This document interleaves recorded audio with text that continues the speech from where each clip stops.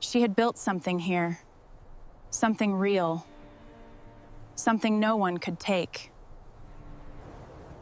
And then one morning, something came up the road that she hadn't sent for. You knew he was coming, Clara. You should have been prepared. There's no escaping this. Give him to me. She had already been thrown away once. She was not afraid of falling. Clara Ashworth had rehearsed the sentence for 3 days. She had said it under her breath in the dark of the passenger car, over the rattle of the wheels, while the plains of Kansas gave way to the emptiness of Colorado, and Colorado gave way to something even emptier still. She had said it until the words felt smooth as river stones worn down by water. Good afternoon, Mr. Crayle. I'm Clara. I hope the journey didn't keep you waiting long. She had decided how she would hold her hands, loosely at her sides. Not clasped in front of her like a woman at a funeral, not twisted together behind her back like a child caught at something. Loosely at her sides, because a woman who had crossed a continent to meet a stranger did not need to advertise how frightened she was. She had decided she would not cry, no matter how tired she was, no matter how strange his face turned out to be, no matter what the first minutes felt like. A woman who had come this far had already done her crying. She had done it in an empty house on Spruce Street that smelled of camphor and old paper, in the weeks after she had buried the last person who shared her name. She had done it standing at 3 separate graves in the space of 2 years, and she had made herself stop each time because there was always something left that needed doing, and grief left no room for the practical work that still had to be done. She was finished crying. She had decided that too.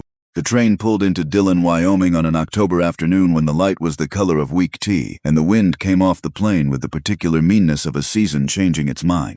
Clara stood at the door of the passenger car with her valise in her right hand and her chin lifted and her heart hammering in a way she refused to let reach her face, and she stepped down onto the platform. The platform was a long strip of gray timber with a station house at one end and a freight office at the other, and between them, men. There were always men when a train came in, men leaning against posts, men with their boots crossed at the ankle and their thumbs hooked in their belts, men who watched anything new arrive in a town where nothing new ever did, because watching cost nothing and there was nothing else to do on a Tuesday afternoon in October. Clara looked for the man who would be looking for her. She saw plenty of men looking. None of them stepped forward. "Mr. Crayle," she said, and her voice came out steadier than she had any right to expect, aimed at the platform in general, at the afternoon in general. A station master with a face like old harness leather detached himself from the wall of the freight office. He wore a paper collar gone gray at the fold and an expression that Clara recognized immediately and did not like at all. It was the expression of a man who had been handed something heavy and was looking for somewhere to set it down. "You'd be the Ashworth woman," he said. "I'd be Miss Clara Ashworth," she said. "I've come to meet Mr. Everett Crayle. We have an arrangement. I know what you have." The station master took off his hat, and Clara felt the platform tilt very slightly beneath her feet, the way a floor tilts in the second before you understand it isn't the floor at all. "It's you, Miss Ashworth. I'm going to tell you something, and I'd like you to hear it standing up, because there's no way I know to lay it down gently." "Then say it plainly," Clara said, because she had learned in the past 2 years that bracing for a blow was always better than being surprised by one. "Mr. Crayle is here," the station master said. "He's been here," and he was. The man coming across the platform from the direction of the saloon was not what Clara had expected, and she had not expected much. He was perhaps 45, soft in the way of a man who had made money recently and intended to spend it on comfort. He wore a good suit gone slightly wrong at the seams, the suit of a man who had bought it when he was a little thinner, and had not yet admitted what had changed. His face was the face of a man who believed the world owed him a favorable accounting and kept careful track of every way it had come up short. He stopped 10 feet from her, not 8 feet, not 6. 10 feet, the careful distance of a man approaching something he had already decided not to touch. Clara Ashworth looked at Everett Crayle, and Everett Crayle looked at Clara Ashworth, and the looking went on long enough that the men along the wall began to understand they were watching something, and they straightened up from their leaning. "You're older than the letters said," Everett Crayle said. "I'm 29, Clara said. "The same as the letters said. You look more." He turned his head slightly, not quite to the men along the wall, but in their direction, an actor checking to make sure the audience was still seated. "I made an arrangement for a young wife, a strong one. A woman who could keep books and keep a house and give a man sons. I wrote to a Philadelphia lady of quality." His lip drew back very slightly. "What came off that train is a tired woman with a cardboard case and the look of somebody who spent the last year doing nothing but sitting with the dying." Clara felt something open in her chest, a cold space the way a door opens onto winter. "I have been sitting with the dying," she said. "I buried my father 6 months ago. Before that I buried my mother. Before that my brother. I wrote all of this to you, Mr. Crayle, in considerable detail, and you wrote back that it spoke well of my character. You wrote that a woman who could nurse a family through illness was exactly the kind of woman who could build a life in hard country." Her voice was level. It cost her something to keep it level, and she paid that cost without letting it show. You wrote me 41 letters. I have them. I counted. A man writes all manner of things, Everett Crayle said, when he thinks he knows what he wants, and when he finds out he was wrong. He says so. Crayle took a breath and turned fully toward the men along the wall, now openly, the way a man turns toward the people he has already decided are on his side. I'll not have the arrangement. I've thought better of it. I'll pay the station for a return ticket east, out of Christian charity, and that's more than I'm obliged to offer. He looked back at Clara, and his eyes were not cruel. They were something worse. They were indifferent. I'll not have my name attached to you, Miss Ashworth, and I'll thank you not to attach it to mine. He tipped his hat. It was a small gesture, perfectly executed. The little courtesy of a man who wanted everyone watching to see that he had handled an unpleasant piece of business like a gentleman. He turned to go. Mr. Crayle. He didn't stop. You wrote to me about the valley, Clara said, and something in her voice made him slow, even if it didn't make him stop. You wrote that in the fall the whole country turns gold, and you had never seen anything so fine. You said you hoped I would get to see it. She drew one breath. You wrote that to a woman you intended to bring here. You wrote it in your own hand, and you meant it when you wrote it, and now you are tipping your hat and walking away and calling that a conclusion. Everett Crayle stopped. For one moment, with his back to her and the men along the wall watching, his shoulders went rigid in a way that meant she had reached him. Clara saw it. She was sure of it. Then he said without turning, "A man'll write things to get what he thinks he wants. That's a lesson a woman do well to learn young, though I reckon you're past the age for it." And he walked off the end of the platform, and 3 of the men along the wall stepped aside to let him through. And one of them put a hand on his shoulder the way men do when another man has done something they privately admire. The station master shifted his weight. He had put his hat back on. Clara stood alone in the middle of the platform with the October wind pulling at the loose hair at her temples and the men along the wall rearranging themselves, losing interest now that the main event was over, settling back into their leaning and their idleness. She did not cry. She had decided that. She kept the decision. But she turned away from the men toward the empty tracks where the train had gone, because keeping a decision and keeping your face perfectly still were 2 different things, and she could only manage one at a time. She heard them talking, low the way men talk when they believe a woman is too broken to hear clearly. Can't say I blame Crayle. She came a long way to look like that. Charity tickets more than I'd give. She agreed to the arrangement same as him. That's her lookout. What's a woman like that going to do out here? No man, no kin. She'll be in the back room at the Callaway by Friday. That or worse. A small sound of amusement. Not cruel, exactly. Worse than cruel. Bored. The idle entertainment of men watching a stranger's life come apart because it broke up the monotony of a Tuesday. Clara closed her eyes for 3 seconds. She thought about her father, Thomas Ashworth, who had been a bookbinder for 30 years and had ink in the creases of his hands that never came out entirely, not even on Sundays, not even at the end when his hands were too weak to hold anything at all. She thought about the last thing he had said to her, dictated because he could no longer hold a pen, his voice thin but his diction precise the way it always was. Whatever comes, Clara girl, you keep your back straight. Ashworths keep their backs straight. She thought about how easy that had been to promise in a warm room to a dying man who loved her. She thought about how impossible it felt right now. She straightened her back anyway. She picked up her valise. The handle was cool in her palm, and the weight of it was familiar and steadying, the way small ordinary things can steady you when everything large has come apart. She turned to the station master. "Is there a boarding house?" she said, "that takes women? I have $4. I'll want to know what $4 buys before I decide anything about anyone's charity." The station master blinked. He had the look of a man recalculating something. "Ma'am, there's Pruitt's up on Main. She takes women. Won't take them past a week without seeing money for the next, and it's near $1 a night. 4 nights. Clara's mind was already moving, cold and clean, the way it had moved through the worst months of nursing her father when there was no room for feeling, because feeling left no room for the practical work that still had to be done. 4 nights. After that, nothing. After that, she would need work, and she would need it fast. And she was a woman alone in a town that had, within 10 minutes of her arrival, already decided what her future looked like. She had heard the men say it plainly. The back room at the Callaway or worse. Those were the 2 futures Dillon, Wyoming had on offer for a woman with $4 and no name attached to hers. Miss Ashworth. The voice was new.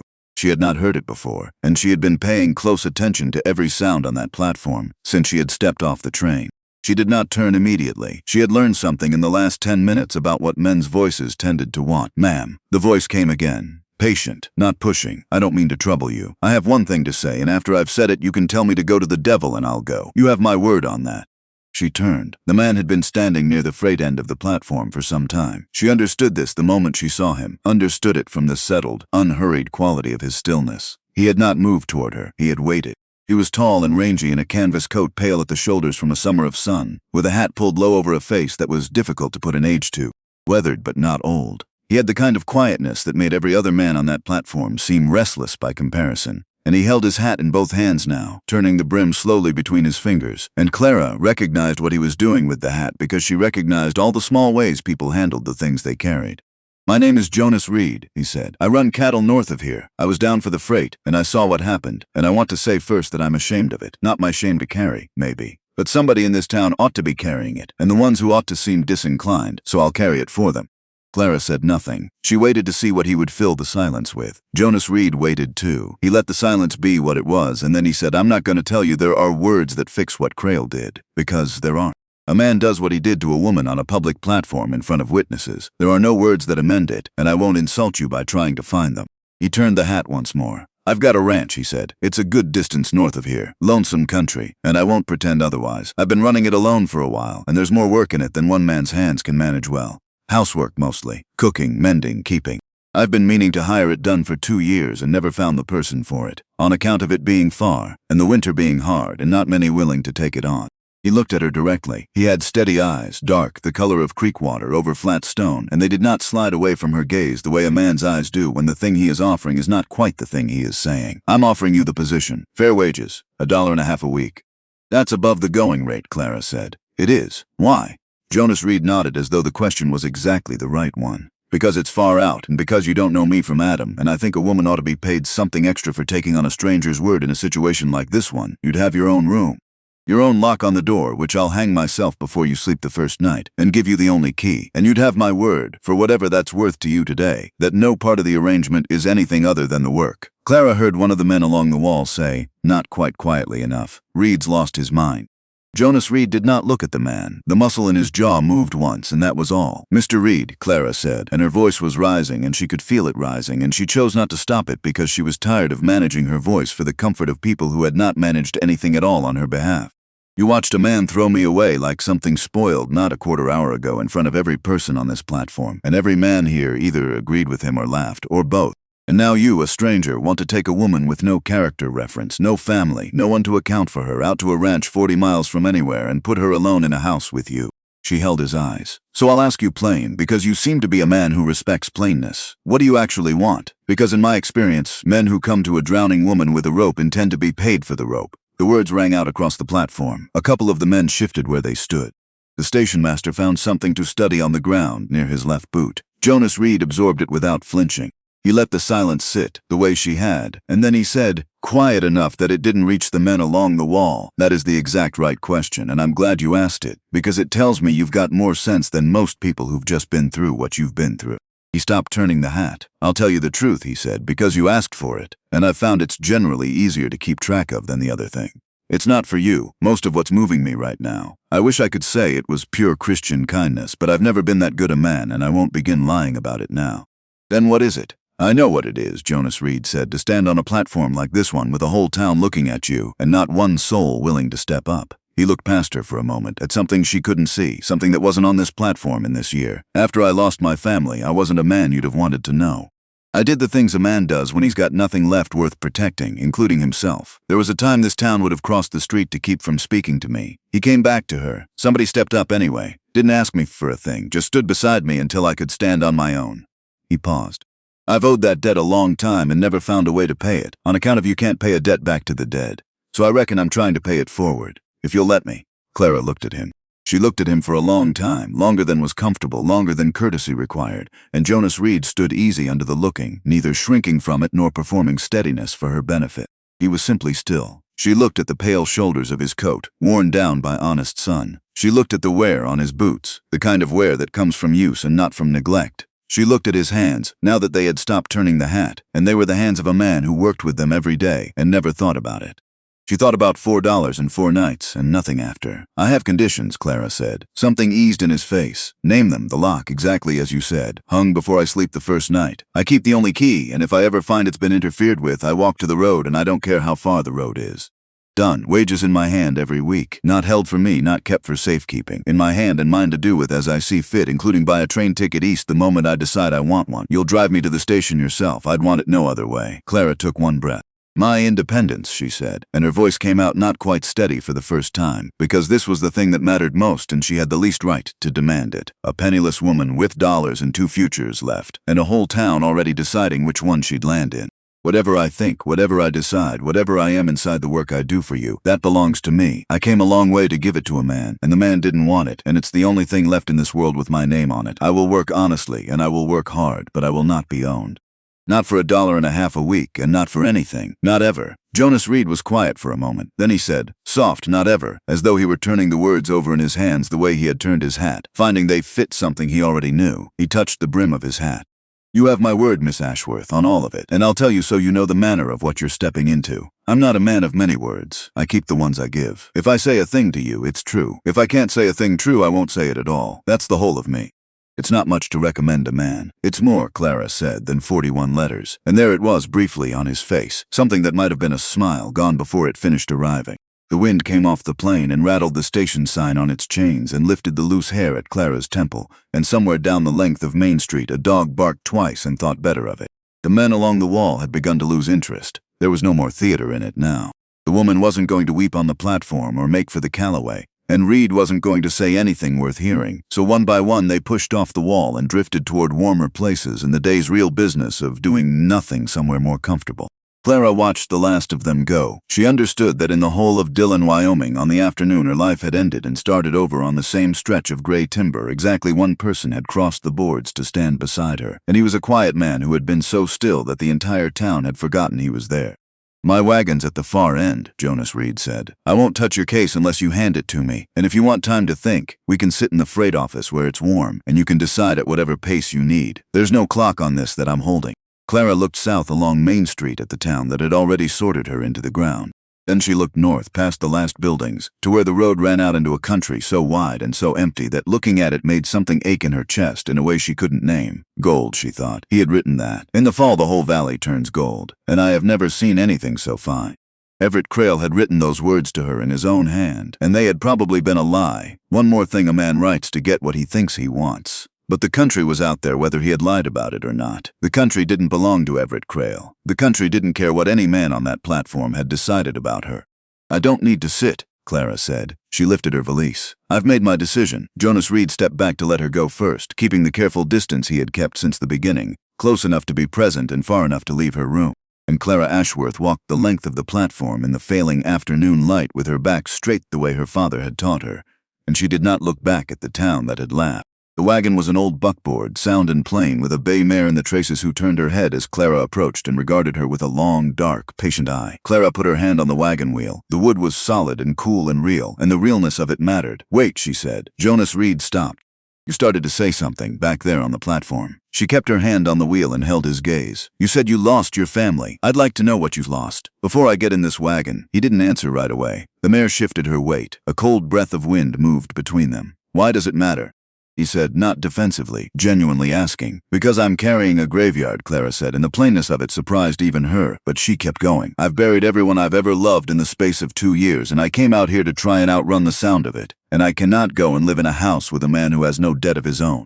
A man who has never lost anything doesn't know what to do with a woman who is all loss. He'll try to fix it or he'll try to ignore it, and either way I'll be alone in it. She lifted her chin. I can't be alone in my grief in a stranger's house, Mr. Reed. I'd sooner take my chances in town. So tell me the truth of what you lost, or tip your hat and let me walk. For a long moment, Jonas Reed was very still. The stillness went deeper than his usual quiet, went down to something held under pressure for a long time. A wife, he said at last, rough as something dug up from frozen ground, and a boy. 10 years ago, the sickness came through the county, went after the children mostly. My son Eli took it first, 4 years old. I held him for 3 days and there was nothing I could do, not one thing, and he died in my arms on the 3rd night. He looked at a point past Clara's shoulder. My wife Marin had been nursing him the whole while, hadn't eaten, hadn't slept. She took it off him, followed him inside the month. He was quiet for a moment. I dug both graves myself. Ground was frozen hard. It took me the better part of 2 days. Clara stood very still. So no, Jonas Reed said. You won't be alone in your grief in my house. You'll have company in it. Quiet company. Company that doesn't talk about it much. But it's there. He looked at her then, directly, without apology. That's the whole of what I lost. That's why I know what a platform like that one feels like. Standing where you were standing. Clara looked at him for a long moment. She thought about Eli, 4 years old, and Marin following him inside a month. She thought about Jonas Reed digging 2 graves alone in frozen earth. She thought about Thomas Ashworth's ink-stained hands and Eleanor Ashworth's kitchen that went quiet when the singing stopped, and Daniel, her brother Daniel, 16 years old and gone into the ironworks because Clara had not found another way. "All right, Mr. Reed," she said. And she climbed up onto the buckboard and settled her valise on her knees and folded her hands on top of it and looked straight ahead down the road that ran north into the wide country. "Drive slow. It's been a hard day." "Yes, ma'am," said Jonas Reed. He climbed up beside her, gathered the reins, and clicked to the mare. The wagon rolled off the end of the platform and out onto the road, and behind them the town of Dillon, Wyoming went on about its small business and did not look up to watch them go. The road north ran a long way before it ran anywhere, and Clara Ashworth did not say a word for the first hour of it. She sat with her valise on her knees and her hands folded on top of it and watched the land open up around her, vast and indifferent and completely without interest in what had happened on that platform, and she let the town fall away behind her, one fence post at a time. She was waiting, she realized, for the thing to go wrong. She kept bracing for it, the hand on her knee, the change in his voice, the moment when the offer became a different offer. She kept waiting for the story to become the story she had been raised to expect from men and wagons and empty country. It didn't come. An hour out, Jonas Reed reached under the seat without a word and brought up a canteen and a cloth-wrapped bundle and set them on the bench between them, closer to her than to him. Then he put both hands back on the reins. Clara looked at the bundle. "What's this?" "Bread and some salt beef. You've had 3 days on a train and an afternoon I wouldn't wish on anyone, and I don't imagine anyone thought to feed you through any of it." She looked at the bundle. Then she looked at exactly where he had placed it. "Why did you set it on my side?" "So you wouldn't have to reach across a stranger to get to it," Jonas Reed said. Clara Ashworth looked out at the country going gold in the late afternoon light, and she picked up the bundle and unwrapped it, and she ate. And she was so hungry and so tired and so undone by the plain, unremarkable decency of where he had placed the food that she had to turn her face to the open land so he wouldn't see what the small gesture did to her. The ranch rose up out of the darkening land near nightfall. A low cabin, a barn mended in more places than it had been painted, a corral, a well, a stand of cottonwoods gone bare for the season. And around all of it, in every direction, the enormous silence of a place with no other people in it. Clara climbed down before he could offer a hand and stood in the yard and understood in her bones for the first time exactly how far she was from anywhere. She had known it in her head for 3 hours.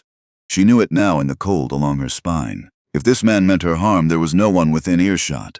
There was nothing but the land and the dark coming down. Jonas Reed seemed to understand that she had arrived at this knowledge, and he did not come near her.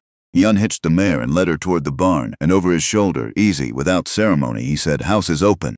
Fire's laid, just wants a match. There's a box of them on the mantel. Your room is the one on the right." He paused at the barn door. "I'll be a while with the horse. You go on in and get warm. I'll knock loud before I come anywhere near the house." He went into the barn and left her standing alone in the yard with the whole dark country around her. Clara stood there for a moment. Then she picked up her valise and walked into the cabin. The fire was laid exactly as he had said. The matches were on the mantel exactly where he had said. She struck one and touched it to the kindling, and the fire caught clean and the cabin filled slowly with warmth and the smell of old wood and pine smoke. She found the room on the right. The door had an iron latch. She pushed it open. On the small table beside the narrow bed sat a brand new brass lock, still in its paper wrapping. Beside it a single key. Beside the key a scrap of paper with 4 words written in careful, unpracticed handwriting. Only one made, Jonas. Clara sat down on the edge of the bed. She held the key in her 2 hands and looked at it for a long time. Then, for the first time since a station master had taken off his hat on a train platform to tell her news she hadn't wanted to hear, she let herself cry. Fully, privately, without managing it or containing it, in the empty room of a stranger who had had the particular grace to leave her alone to do it.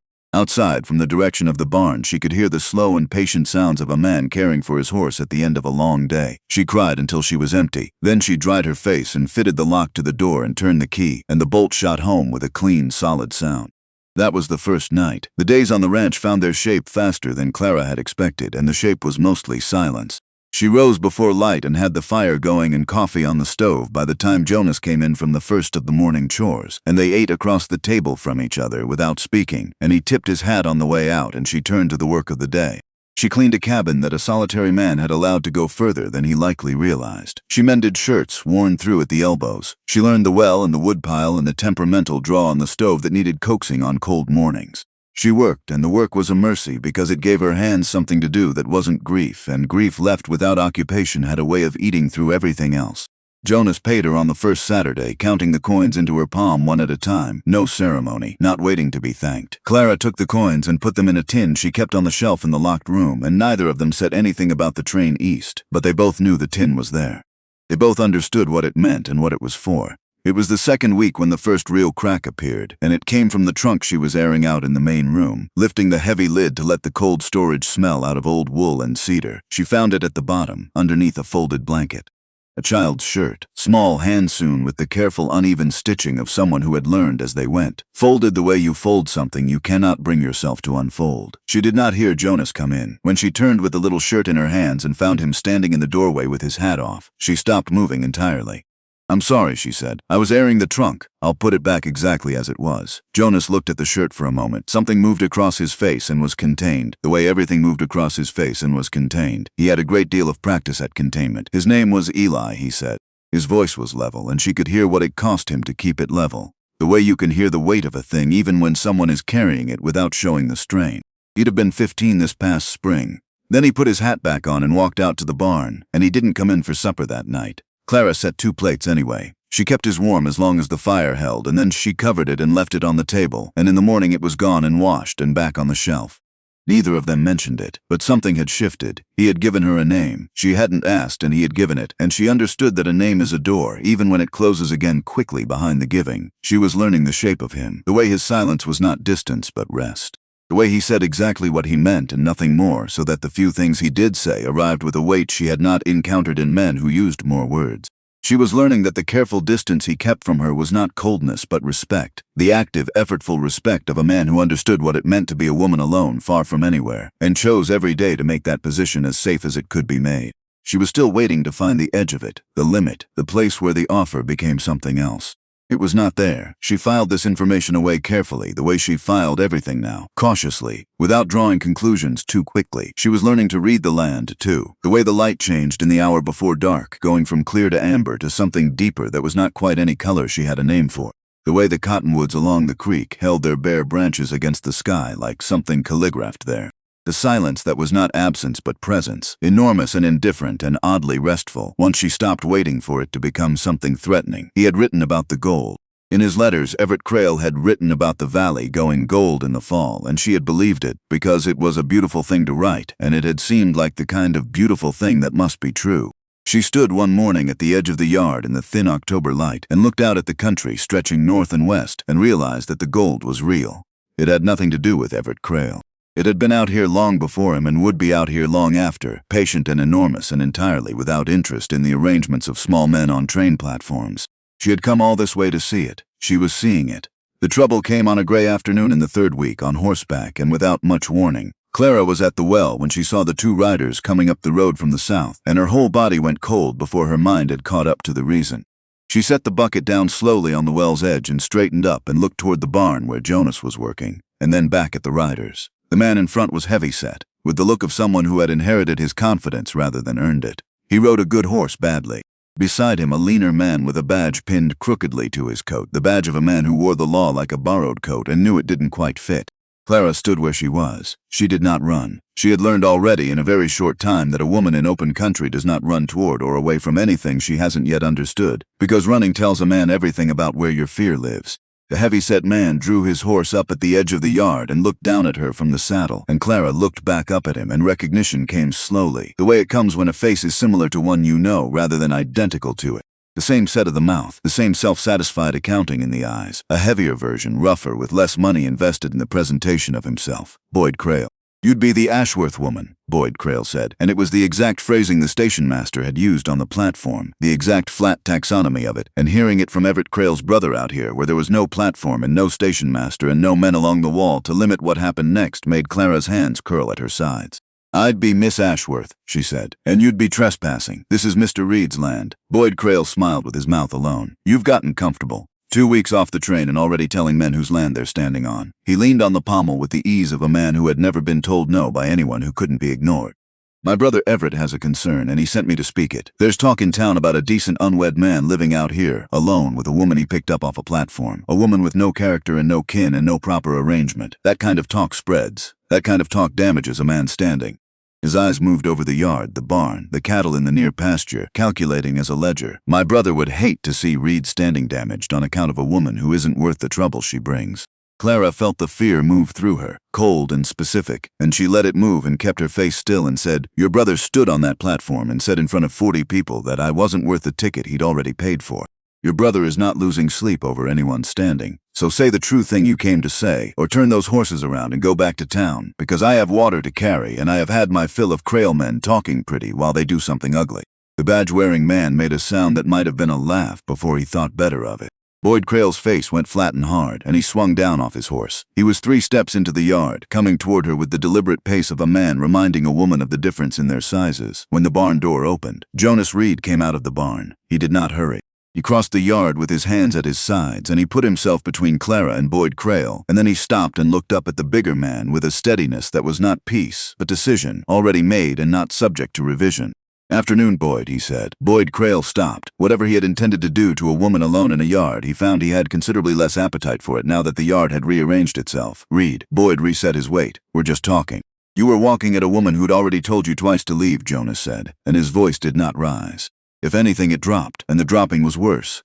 "I heard the whole of it from the barn. Every word." He looked past Boyd at the badge-wearing man, who found something to study on the far horizon. "I'll save us all the time of Everett's message, Boyd, and give you mine to carry back.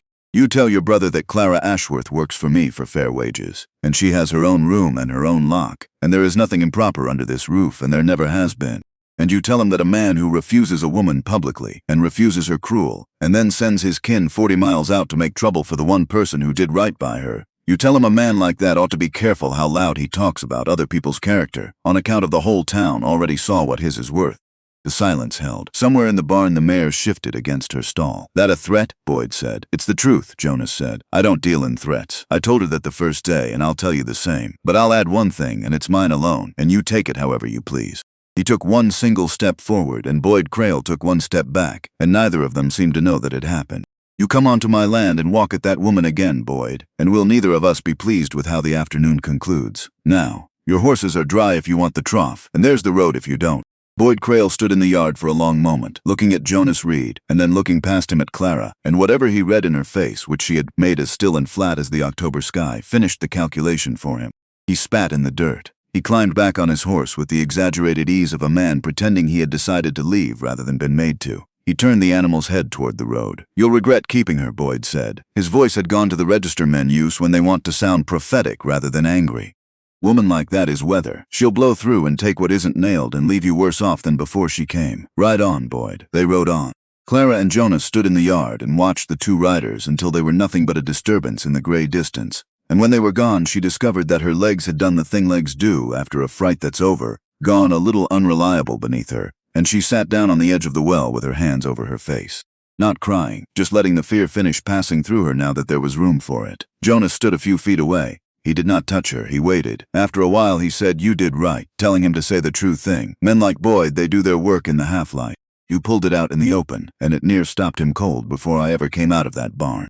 "He's going to make more trouble," Clara said into her hands. "Likely. For you." She lowered her hands and looked up at him. "Because of me. You heard him. I'm weather. I blow through. He's not entirely wrong. I have a tin with your wages in it and a plan to spend them on a ticket east, and everyone in that town knows it, and now they'll say you're a fool who took in a woman who'll take what she can and run." She looked at him steadily. "Your name out here is the only thing a man has, and I'm spending it just by breathing under your roof." Jonas Reed was quiet for a moment, looking at the road where the dust had settled. Then he said something that stopped her. "My name in that town," he said slowly, "is not the coin you think it is." He looked out at the country going dark along the ridgeline. "There was a time after I lost Marin and Eli that I was not a man fit to be around. I did the things a man does when he has nothing left worth protecting, including himself. Drank for a year, longer than a year. My name in Dillon was not a thing worth polishing in a drawer.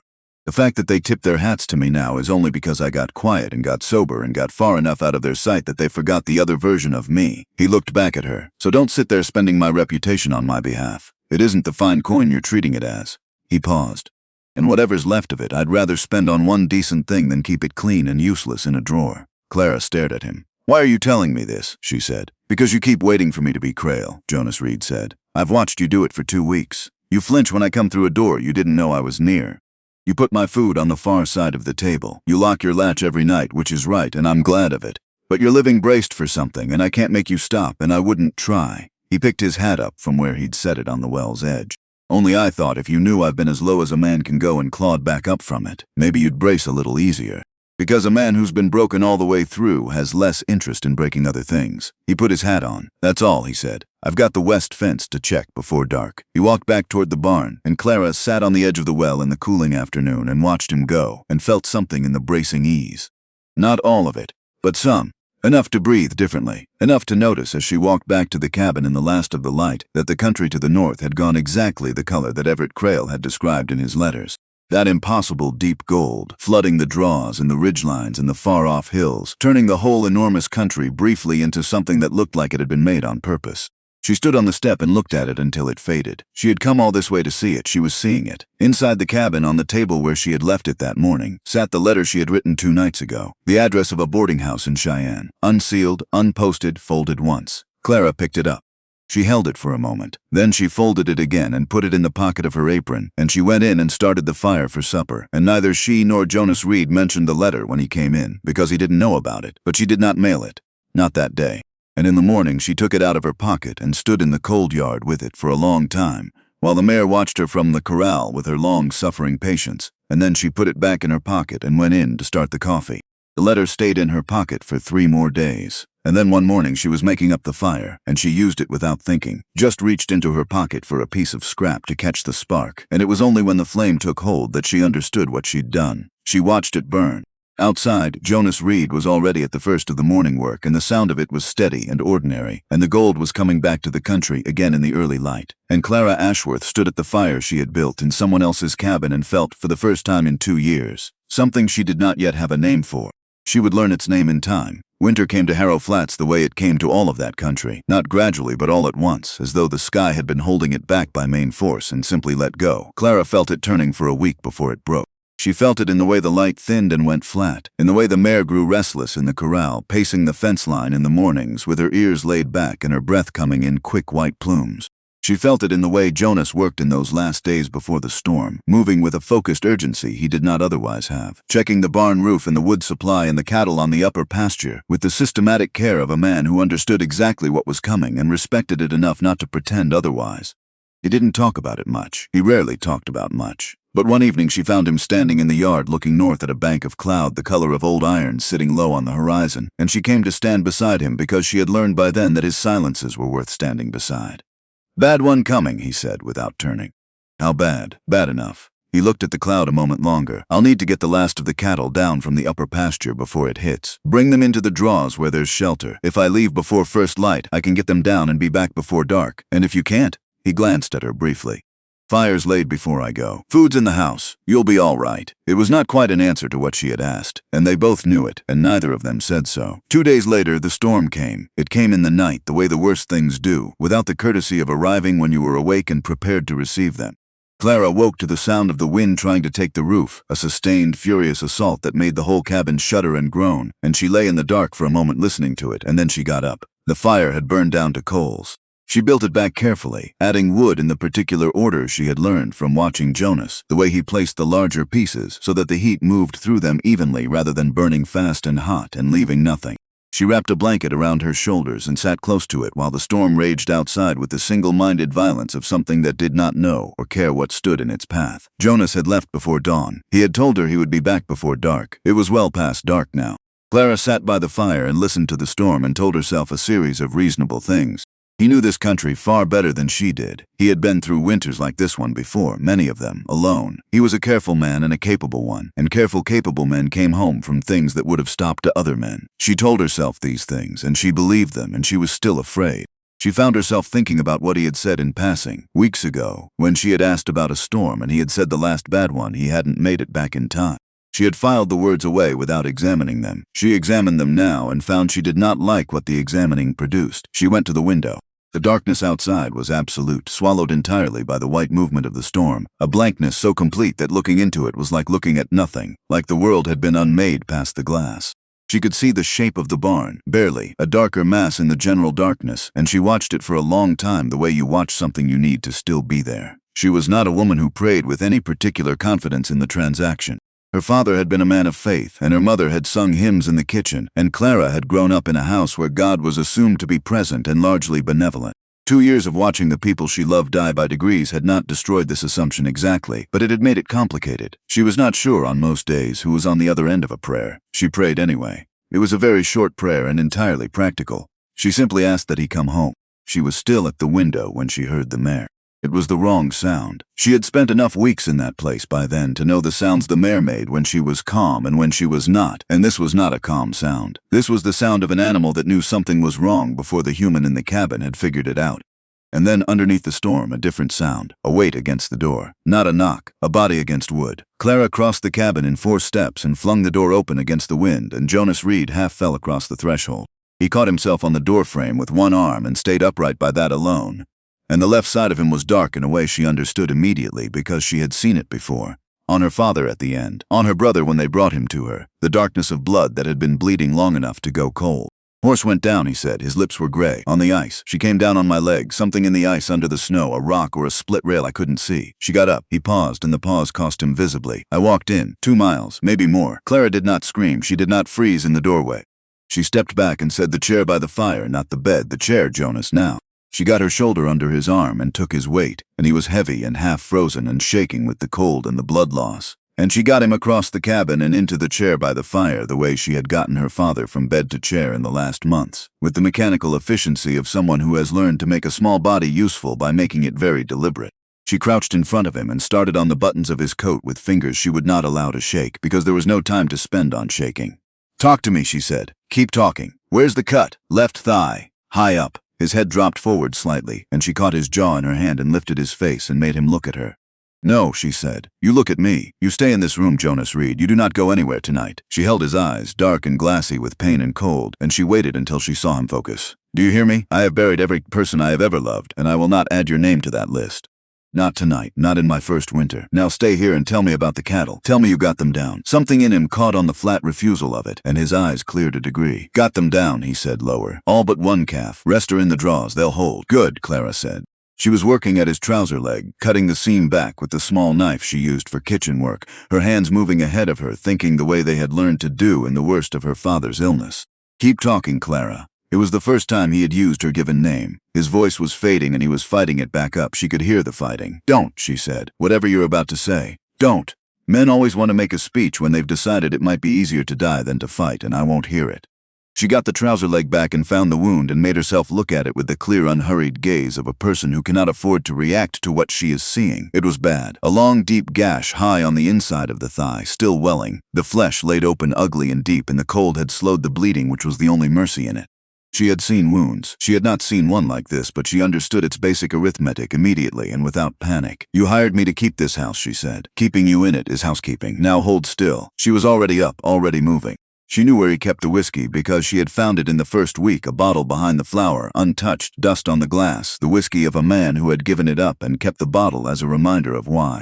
She knew where the sewing kit was because she had used it every week for his shirts. She knew where the clean linen was because she had washed and folded and put it away herself. She moved through the cabin in the firelight, collecting what she needed, and she talked while she moved, not because she thought the words mattered, but because sound gave him something to hold to, a rope thrown into a current, and she needed him conscious for what came next. I had a cat in Philadelphia, she said, pulling the linen into strips with a tearing that was loud against the storm. Gray, enormous, completely useless. My mother named him Reverend because he had the same expression as the man from our church, very dignified and entirely unimpressed with everything. He lived to be 14 and spent the entire time disapproving of the household. She came back to him with the whiskey and the linen and the sewing kit and crouched in front of the wound. This is going to be bad, she said. I'm not going to pretend otherwise. Hold the arms of the chair. She poured the whiskey over the wound. Jonas Reed came up out of the chair with a sound she had never heard from him, a sound she suspected he had never made before, and she put her forearm flat across his chest and pressed him back and said, I know, I'm sorry. She held him there until the worst of it passed. Once more, it has to be clean. She poured again. He made no sound the second time. He gripped the arms of the chair until the wood protested, and he stared into the fire with his jaw set and his breath coming in long measured increments, the breathing of a man turning pain into something manageable by sheer force of concentration. Clara threaded the needle in the firelight, and her hands were steady. This surprised her later, when she thought about it. In the moment it did not surprise her at all, because there was no room in the moment for surprise. There was only the firelight and the wound and the needle and the necessity. She set the first stitch. She talked the whole while. About Philadelphia, about her father's bindery and the smell of it, leather and glue and the particular dry smell of old paper. About the way Eleanor Ashworth had made biscuits every Sunday morning without a recipe, by feel by the way the dough looked and sounded and behaved, and how Clara had tried to learn it and never quite managed it, the biscuits always coming out a little too dense, a little too earnest. She talked about Daniel, her brother, who could make their father laugh at the very end when nothing else could, who had a gift for finding the absurd thing inside the terrible thing and holding it up to the light. She talked about these people and these small things not because Jonas knew them, but because the talking was the rope, and she needed to keep throwing it, stitch by stitch, drawing the ugly wound closed with the careful, unhurried patience of a woman who had learned that patience was not a quality you were born with, but a skill you built out of necessity, one hard day at a time. Jonas did not cry out again. He held the chair and breathed and stared at the fire, and occasionally he made a sound low in his throat that meant the pain had spiked. And Clara said, "I know, almost done, hold on," without looking up, because looking up would mean stopping, and stopping was not an option. She finished. She bound the wound clean and tight, and she sat back on her heels and looked at her work in the firelight. And it was the best she could do, and she believed it was enough. And believing it had to be enough because there was a foot of snow on the ground and 40 miles to the nearest doctor, and the night had closed around the cabin like a fist. She got broth into him. She had broth on the stove always in winter, her mother's habit, a pot of bones and vegetables that replenished itself daily, and she heated it fast and got it into him a spoonful at a time, slowly, steadily, not asking him to manage more than one thing at a time. He was shaking, and she pulled blankets around him, and she built the fire higher than she usually did, wasteful with the wood, not caring. "You're not moving to the bed tonight," she told him. "The chair is closer to the fire, and I need to watch the leg. If you try to move, I'll sit on you." Something moved in his face that was not quite a smile, but was in the same neighborhood. "You think you could manage that?" "I nursed a 200-pound man with lung disease for a year," Clara said. "I can manage a fool who walked 2 miles in the snow with a hole in his leg." He was quiet for a moment, looking at the fire. Then he said, not quite steadily, "The mare. Is she all right?" "I don't know. I'll check her in the morning. She might be hurt, if she went down hard on the ice." "In the morning, Jonas. There is nothing either of us can do for your horse tonight that cannot wait for the storm to ease. Tonight you sit in that chair and you drink the broth and you stay awake." She met his eyes. "I'll be right here." She was right there. She sat on the floor beside the chair, close enough to hear his breathing, close enough to know immediately if it changed. The storm went on outside, vast and indifferent, and the fire popped and settled, and the cabin held. She was not sure when she stopped being afraid. It happened gradually, the way fear retreats when the hands have been busy long enough, the way the body decides that it has already survived the worst moment and recalibrates accordingly. The wound was closed. The broth was in him. His color was coming back, slow but real, the gray leaving his face and something warmer moving in under it. She watched his face the way she had watched her father's face in the bad nights, for the signs that things were tipping the wrong direction, and the signs did not come. Near the darkest part of the night, when the storm had cried itself down to a low, steady moaning, she felt his hand come to rest on the top of her head. Just rest there. Heavy and warm and asking nothing, she went very still. "You saved my life," Jonas Reed said into the dark. "I kept the house," Clara said. "It's what I'm paid for." The hand did not move. "Is that the only reason?" he said. Clara Ashworth sat on the floor of a cabin at the edge of the known world with a near-dead man's hand on her hair, and she found that she could not say yes. She searched for the yes, and it was not where she had left it. She could not locate it anywhere. She did not say anything at all, and the not saying was its own answer, and they both understood it, and neither of them named it. And the fire burned down slowly, and outside the last of the storm dragged itself away across the plain. The fever came with the morning. She had half expected it and was still not prepared for the helplessness of watching it arrive. The heat pouring off him even through the blankets, the shivering that came and went in waves. The way his eyes, when they were open, had a quality of looking at things that were not in the room. He talked to the boy. He talked to Eli in a low, uneven voice, sometimes clearly and sometimes in fragments that made sense only in the country of the fever. He told him not to go out in the cold. He told him to stay close to his mother. He said "son" in a tone of such naked tenderness that Clara had to turn her face away the first time she heard it, because she understood that this was a man's most private self, the self that existed only in relation to the child he had lost, and she was hearing it without permission. She sat with a cloth and cool water, and she pressed it to his forehead and his wrists, and she listened to a man beg his dead 4-year-old to come in out of a storm that had already killed him, and she wept for the first time since her first night in that cabin, silently so as not to wake him into knowing she had heard. She wept for the boy who had asked for his father and not had him, and she wept for the man who had lived with that every day for 10 years, and she wept for her own dead, for Daniel most of all, the way she always came back to Daniel in the end. The fever ran 3 days. She did not leave him for more than minutes at a time. She went to the barn to check the mare, who had made it back on her own and stood in her stall, favoring one foreleg but otherwise sound, and she broke the ice on the trough and threw feed and came straight back. She melted snow for water and kept the broth going and changed the binding on the wound and watched the flesh around the stitches for the red streaks that meant the end of things, and the red streaks did not come. The stitching held clean. She slept in the chair beside him in pieces, an hour here and an hour there, waking at any change in his breathing. On the second night he called for Marin, his wife, called for her with a clarity and a grief that was not the fever's confusion but something that lived underneath everything else in him.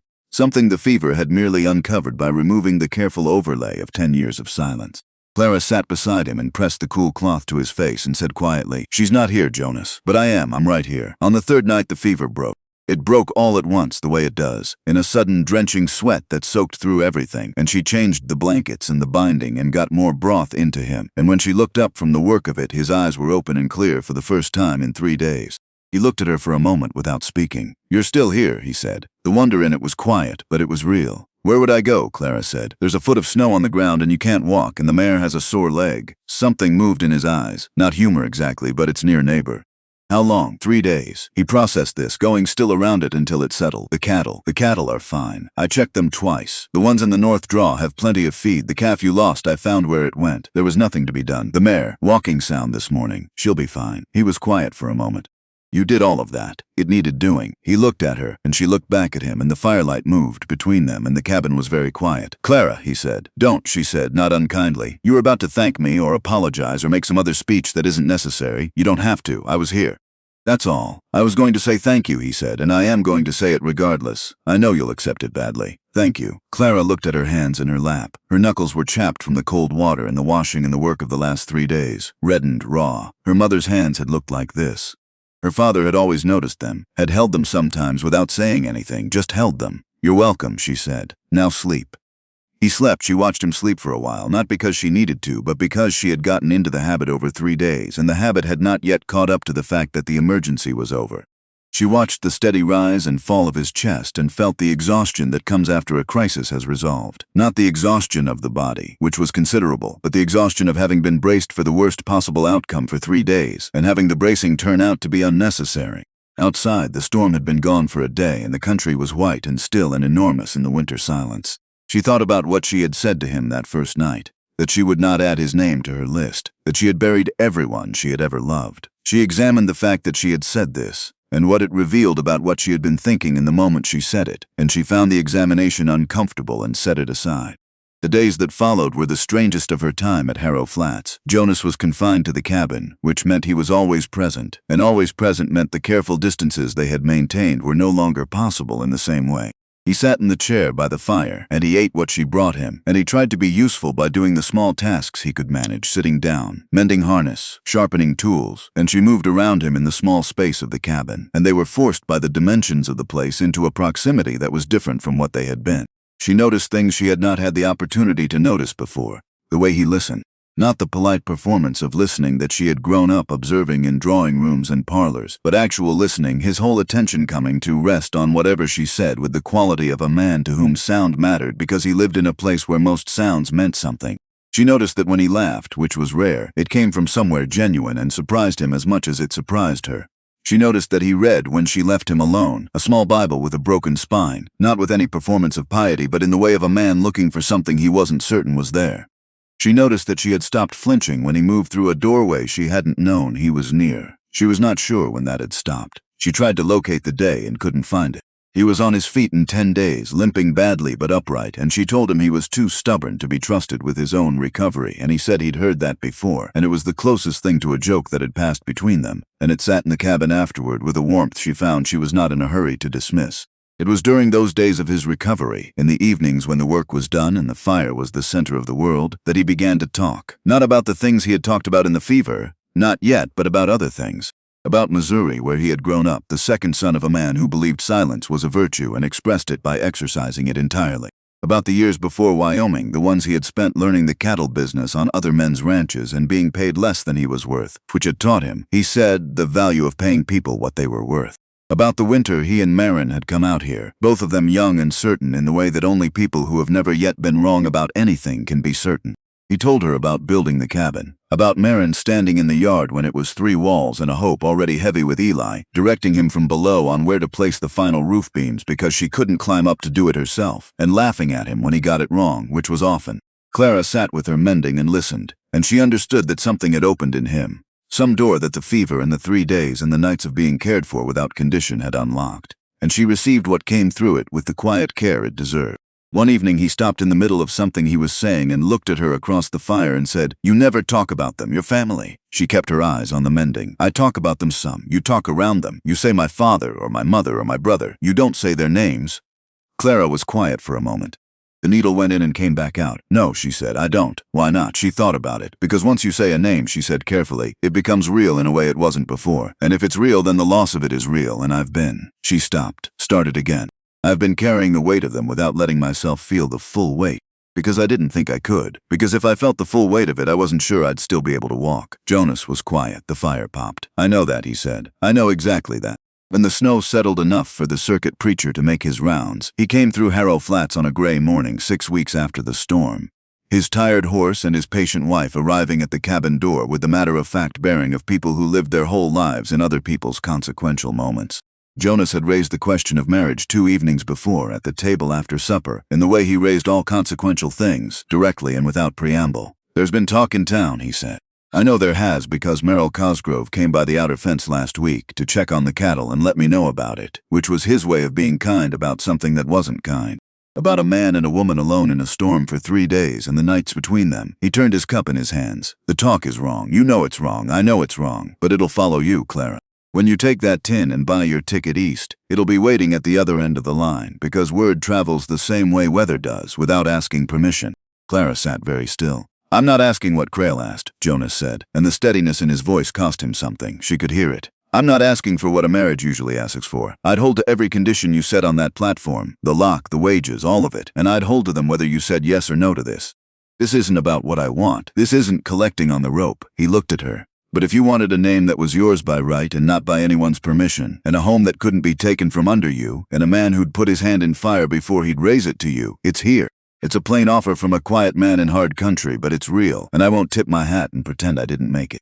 Clara Ashworth sat across the narrow table from the man who had never once, in all the weeks she had known him, tried to own a single thing about her, and she heard herself say yes. Her voice shook worse than her hands ever had. She thought that was worth noting.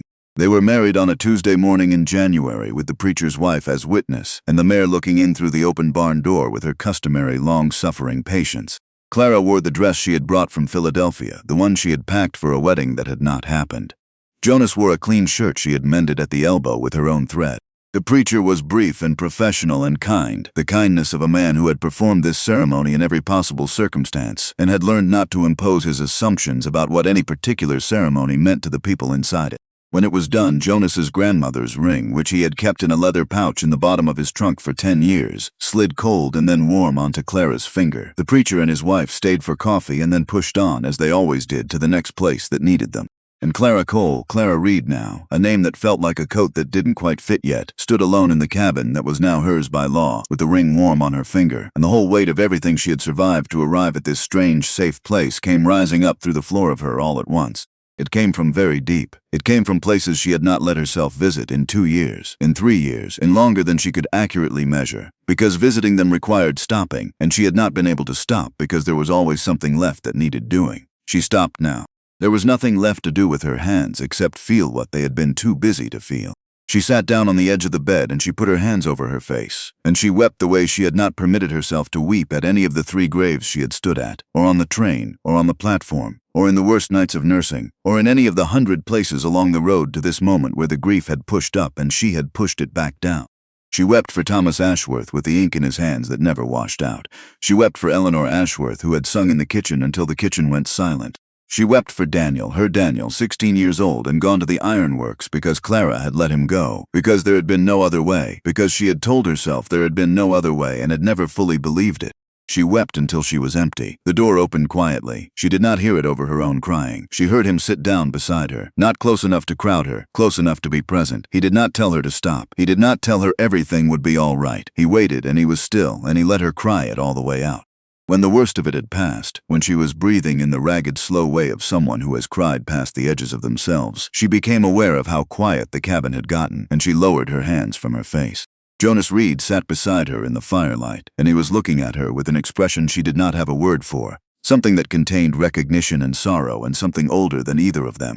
Tell me their names, he said. The words landed in the quiet of the cabin, and Clara felt them land, felt the weight of them and the gift of them. This man asking her for the thing she had been carrying alone for so long that she had forgotten it had a name. I can't, she whispered. You can, Jonas said, in the same quiet voice he used on the mare when she was frightened, on the cattle in the draws, the voice he used on things that needed steadying. You've been carrying them alone a long time. When I lost Eli, I said his name to nobody for months, and the not saying made it worse. Not better, worse. Like the silence was a second loss on top of the first. He was still looking at her. Say one. Just one. I'll hold it with you. Then it's two of us carrying it. Clara stared into the fire. The flames moved. She found in the movement of them something to aim at that was not a face. My father, she said, and her voice broke on it, and she pushed through the brake. Thomas Ashworth. He was a bookbinder.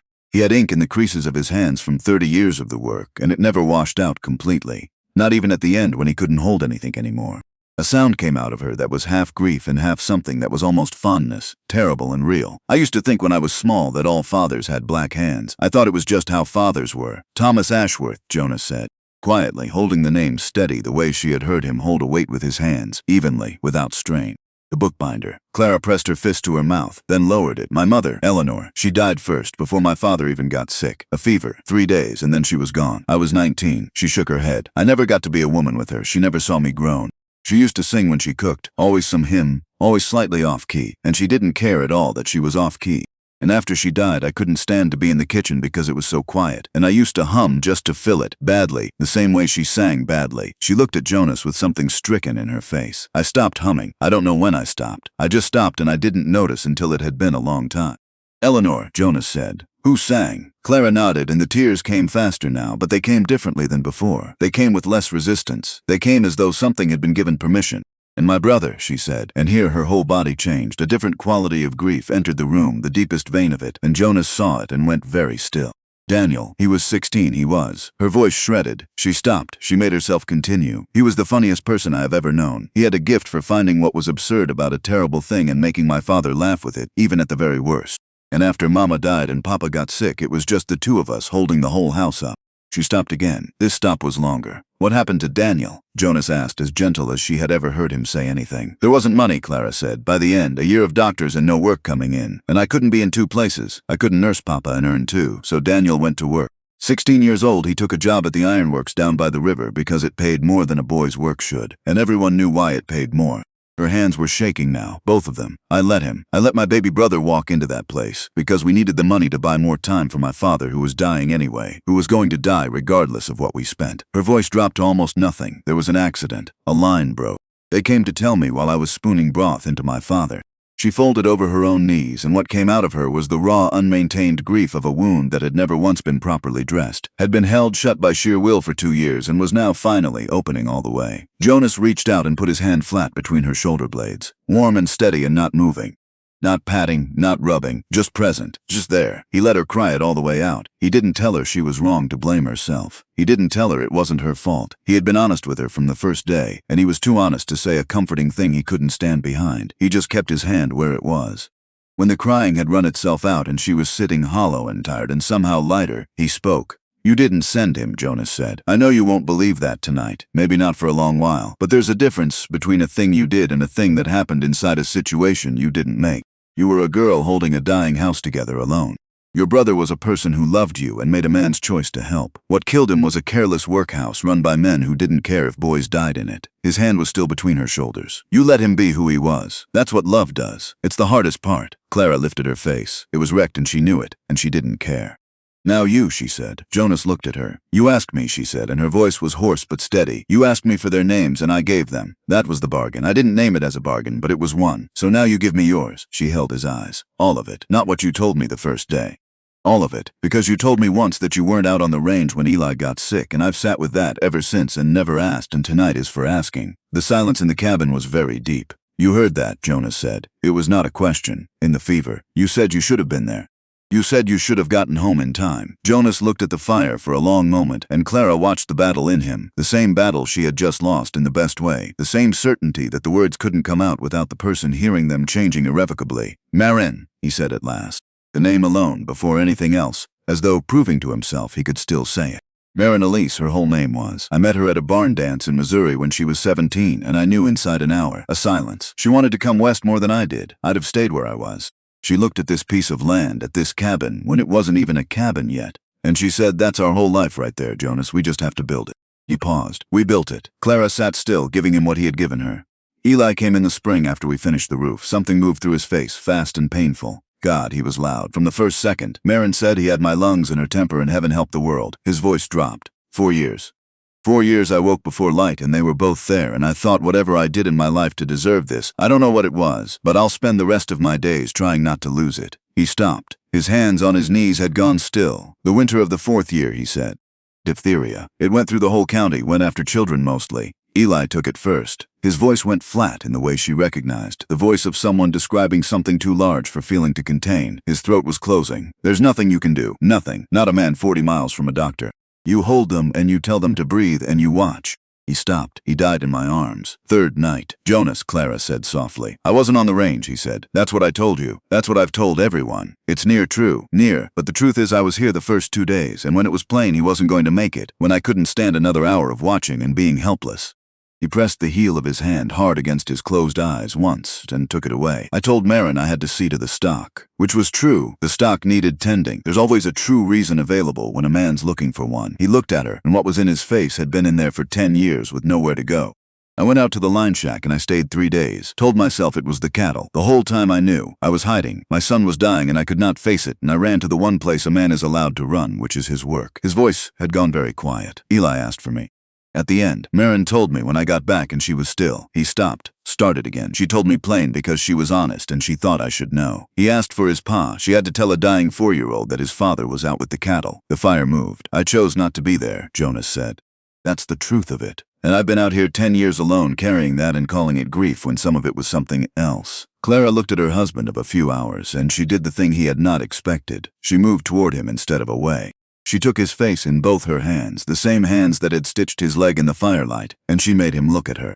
"Jonas Reed," she said, "you were a man watching his 4-year-old son suffocate to death with nothing you could do to stop it. You ran because you loved him so much you could not bear to watch the world take him and be helpless in the taking. That is not cowardice. That is a heart breaking in the only way it knew how to break." Her thumbs moved on his face. "You'll carry the not being there until you die. I know that, and I'm not going to tell you otherwise, because you loved him, and love that size doesn't forgive itself all the way. But you did not kill your son. The sickness killed your son. And you have spent 10 years out here alone punishing yourself for it, the same as I have spent 2 years punishing myself for Daniel. And we are something, aren't we, the two of us, serving out sentences for things that were never ours to be guilty of." Jonas Reed stared at her, and something moved in his face that had not moved in 10 years. "How do you do that?" he said, very quiet. "Turn it so clear when you can't do it for yourself, 'cause it's easier to see straight when it's someone else's grief," Clara said, and something that was close to a broken laugh came out of her. "That's the whole trouble, isn't it? I can see you plain, and you can see me plain, and neither of us can see our own selves for anything." And Jonas Reed laughed. It came out of him rusty and surprised, a sound she thought had not been made in that cabin in a very long time, and it turned halfway into something else, and the man who had been silent about the most important things for 10 years put his face into his hands and let go of some portion of what he had been holding. Clara put her hand flat between his shoulder blades, the same way he had done for her, and she said the names back to him softly. "Marin," she said, "who saw what things could be. Eli, who was loud." "Who was loud?" Jonas repeated, and it was muffled, and it was broken, and it was also, somehow, lighter, as though saying the words aloud stripped some portion of the weight from them. They sat like that for a long time, the two of them, on the night of their wedding, the fire burning down low and the cabin going quiet in the way that was peace and not absence. And at some point Clara realized that her head had come to rest against his shoulder and his arm had come around her, and neither of them had decided to do this. It had simply happened, the way the plate had gradually moved to the near side of the table, the way the flinching at doorways had stopped without a specific day attached to the stopping. "I don't know how to be married," Jonas said into the quiet. "I was, once. But that was 2 people who thought nothing could touch them. This is 2 people who know exactly what can touch them and chose it anyway. I don't know how to be married either," Clara said. "I only know how to keep a promise. And I made you one today in front of a preacher, Jonas, and I don't break promises, so we'll learn it. Slow, the way you drive a wagon when someone's had a hard day." "Slow," he agreed. She felt his lips move against her hair, not quite a kiss, more than nothing. "You gave me their names tonight," he said. "All 3 of them. And I gave you mine. 10 years, Clara. 10 years I said them only to myself, and they kept getting heavier." His arm tightened. "Now I've got a person I can say them to. I can say Eli, and you know who I mean. You know he was loud. You know his mother's name. You know the shape of what I lost." His voice thickened. "You don't know what that is, to have somebody who knows who you mean. Clara Reed sat in the firelight of the cabin that was hers now, married to a quiet man who had asked her for the one thing no one had ever asked her for, and she understood that she did know exactly what it was. Because she had it now, too. She had a person who knew that Daniel meant a 16-year-old boy who could find the funny thing inside the terrible thing. Who knew that Eleanor meant a woman who sang off-key in the kitchen without apology. Who knew that Thomas meant ink in a bookbinder's hands that never fully washed out. She would never again say those names only to herself in the dark. There was someone on the near side of the table now who would help her carry them. "Come spring," Clara said, surprising herself with the steadiness of her own voice. "I want to make them a place. Up on the ridge where you can see the whole valley. Stones with their names cut in, all of them yours and mine together, in the same place, in the light." She paused. "So they're not just something we carry in the dark. So when the valley goes gold in the fall, they'll be there to see it." Jonas was quiet for a moment. "Marin would have liked you," he said finally. "It came out rough. That's the highest thing I know how to say about a person." "Then we'll cut her name first," Clara said. "So she's there to approve of me properly." And Jonas Reed laughed again, wet and real, and pulled his wife closer against the cold that pressed at the windows. And outside the last of the winter held the little cabin fast in the enormous dark.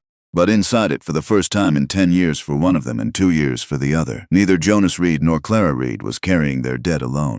The fire burned down. The names sat easy in the room now, spoken and shared and set down at last between two people who had earned each other the hard way, through a platform and a wound and a fever and a wedding neither had planned and both had needed. And when sleep came for them that night, it came kind. It came without the dead waiting in it. It came the way sleep comes when the weight has finally been put down, not gone, never entirely gone, but shared now, carried between two pairs of hands instead of one. Outside, the snow held the world still and white and silent. On the ridge above the ranch, where the cottonwoods stood bare against the winter sky, the ground waited under its cover of snow, patient as everything in that country was patient, for the thaw that would come in time, and for the stones that would eventually stand there with their names cut in the light where the whole valley could see them. That was still ahead, but it had started here, in the naming, in the staying, in the quiet act of two broken people deciding, against every reasonable argument, to carry the weight together.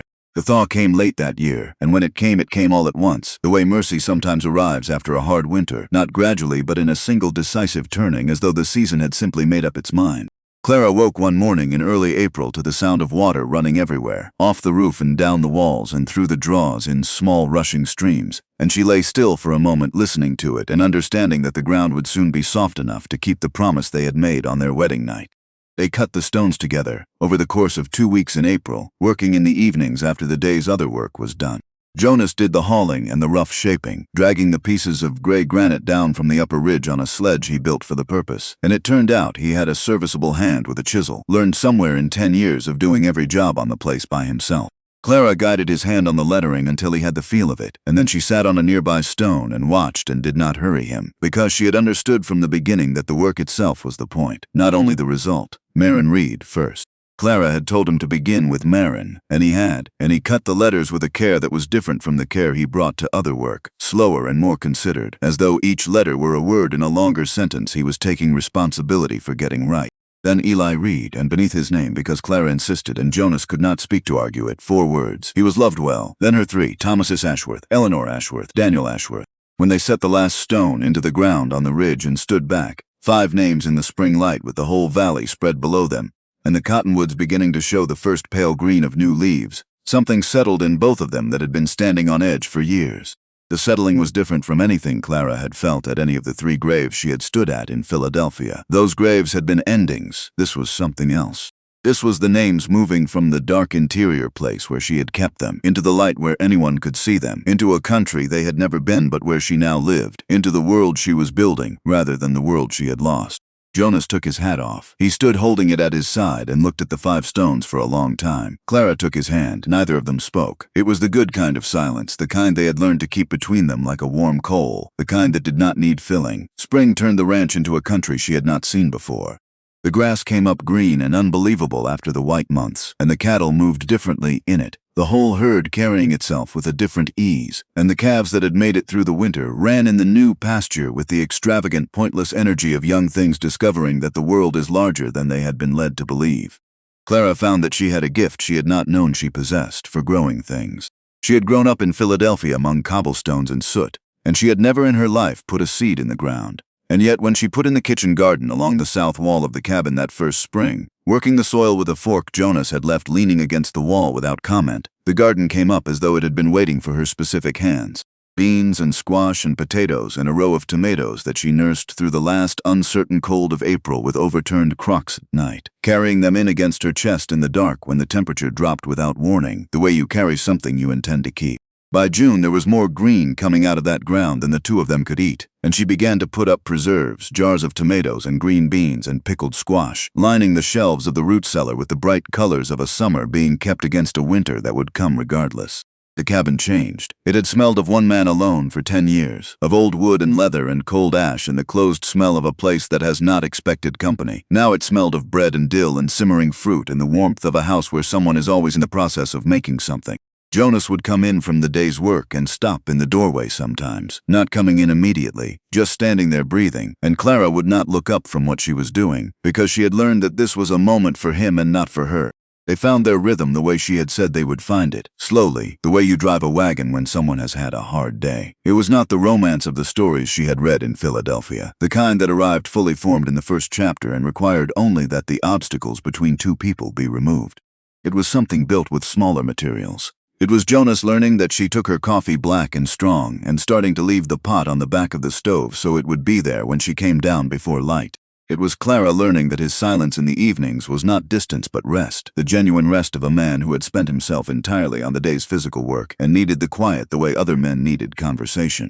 It was discovering on an evening in late May that they could laugh together, really laugh, at something so small that neither of them could remember it an hour later, and both of them going quiet afterward, because the sound of laughter in that cabin was still new enough to be startling, still carried the faint quality of something they hadn't expected to have. Grief does not leave cleanly. Clara had learned this in the years before Wyoming, and she learned it again in the year after, because it returned without announcement and without apology at the time she was least prepared for it. There was a night in early summer when she woke to find Jonas's side of the bed empty and cold, and she went out and found him on the ridge in the dark, sitting on the ground in front of Eli's stone with his hat in his lap, and she did not say anything at all.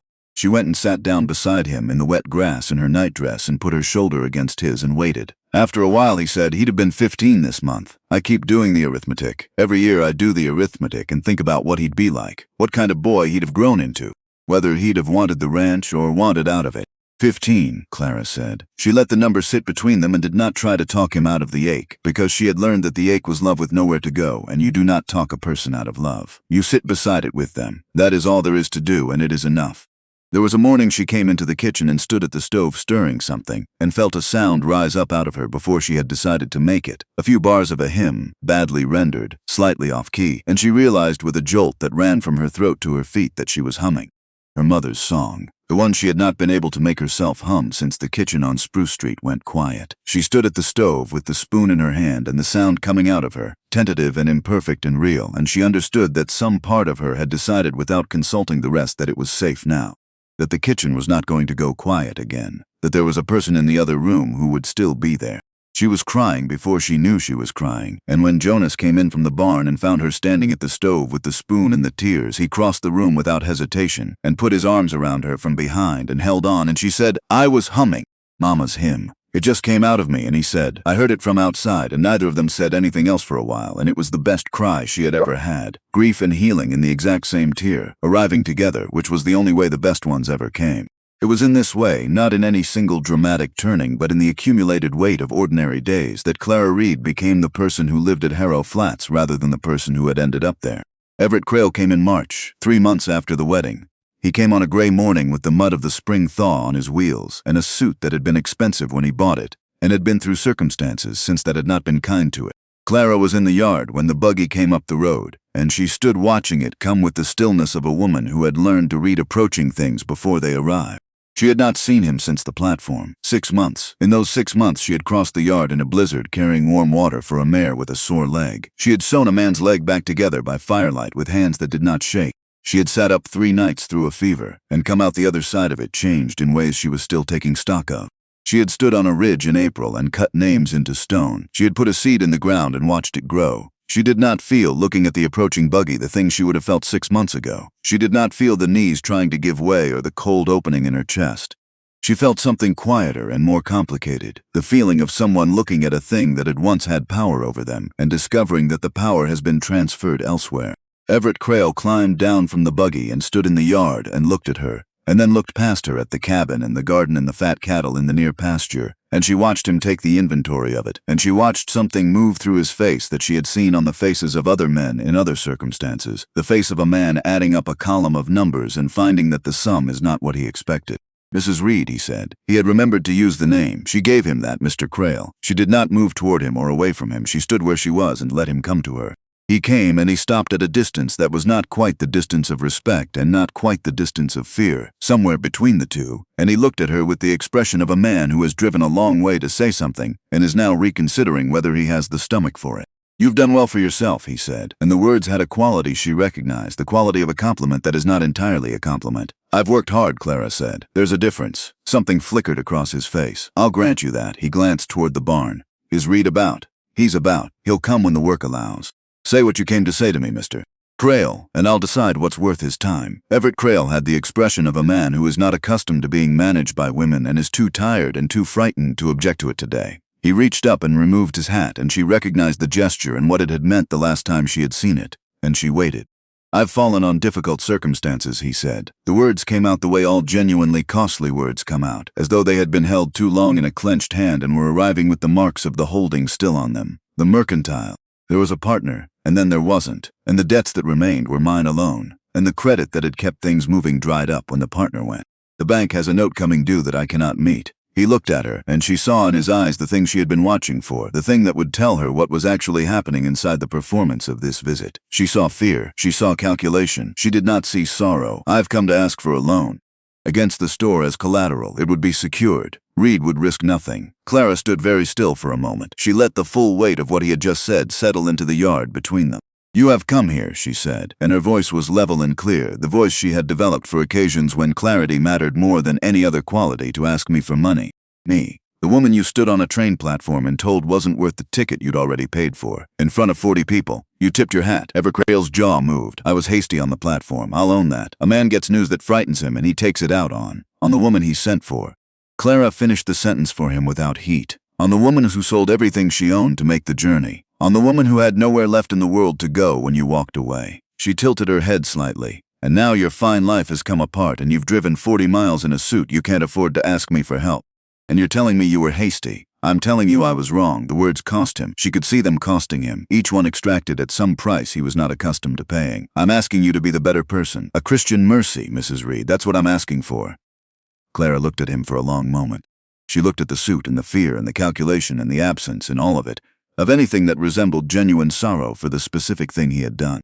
She looked at a man who wanted her to be better than him so that he would not have to reckon with how badly he had behaved. A man who wanted her mercy so that he could go on not being sorry. She had nursed a dying man for a year and buried her whole family and been thrown in the dirt in a strange town and built a life out of what was left. And she had gotten very good at reading people down to the place where the performance stopped and the actual person began. She read Everett Crayle now, and what she found at the bottom of him was a man who had never in his life been genuinely accountable for anything, and who was hoping very much that today would not be the day that changed. Jonas, she called, without raising her voice. He had been in the barn. She had known he was there, had heard him moving, and she had known from the way the silence changed when he stopped moving that he had heard the buggy and was waiting to understand what was needed. He came out of the barn now and crossed the yard the same unhurried way he crossed every yard, and he stopped beside Clara and looked at Everett Crayle without particular expression. Everett, he said. Reed. Crayle straightened himself, tried to find the posture of a man conducting business rather than a man conducting a plea. I've explained the situation to your wife. I'd like to discuss the terms of a short-term loan, man to man, if you're willing. I heard most of it from the barn, Jonas said. He glanced at Clara, a brief look, and she gave him the smallest nod, telling him without words that she had said what she needed to say and the rest was his to handle. You want a loan against the mercantile, secured. You'd risk nothing, and if I defaulted, which I won't, you'd have the building and the business. That's a considerable sum, Jonas said. It's most of what I've put by. I know what I'm asking. Jonas was quiet for a moment, looking at Crayle with the considering stillness he brought to any problem that required actual thought rather than reaction. You know what's interesting to me, Everett, he said at last, is that if you'd been a different kind of man on that platform 6 months ago, you'd still have your money and I'd have nothing. She'd be your wife in your house in town, and I'd be out here the same as I was for 10 years, talking to nobody. He paused. Your cruelty that day is the best thing that ever happened to me. It gave me the finest person I have ever known. So it's a peculiar kind of difficulty. You standing here asking me to help you, given that everything good in my life at this moment exists because you behaved so badly. Everett Crayle opened his mouth. But I won't give you the loan, Jonas said. And I want to be clear about why, because you deserve a clear reason and not just a no. It's not revenge. I let go of revenge a while back. It was heavier than it was useful. He tucked his thumbs in his belt. I won't give it because you're not sorry. You're frightened and sorry are not the same thing. If I put money in your hand today, you'd save your store, and inside a year, you'd be exactly the same man who stood on that platform and did what you did because nothing in you has changed except the number in your bank account. Money given to a man who isn't sorry doesn't make him better. It just funds him staying the same. Crayle's face had gone through several things while Jonas talked. It had gone through the look of a man who expected to be refused and is being refused. It had gone through something that was almost briefly the look of a man hearing something true. And then it had settled into the look of a man whose pride has reasserted itself over everything else. Because pride is the last thing to go, and in some men it is the very last thing, and they take it with them when they go. So that's your answer, Crayle said. No, after all the speech. That's one part of my answer, Jonas said. There's another part. Crayle waited. I won't give you the loan, Jonas said, but I'll give you the only thing I've got that might actually help, which is honest work. You lose the store, you come out here. There's a bunk in the barn, and there's more work than two people can manage well, and I pay fair wages, and I keep my word about paying them. A year of real work, Everett, work that costs you something and teaches you something, might make a different man of you. The kind of man who's sorry for the right reason, which is not because it cost him his store, but because it was a wrong thing to do to a frightened woman on a platform in front of a town that was watching. Jonas held the other man's eyes. On the day you come to me sorry for that reason, and not because you need something from me, I'll shake your hand and call you a friend and mean every word of it. That's my full offer. The yard was very quiet. Even the cattle in the near pasture had gone still in the way that animals go still when the human situation near them has reached some kind of edge. Everett Crayle looked at Jonas Reed and at Clara Reed, and Clara watched him stand at the door that had just been opened for him. And she watched him look at it, and she watched what happened in his face when he understood what walking through it would require of him. He put his hat back on. You want me to be a hired hand, he said.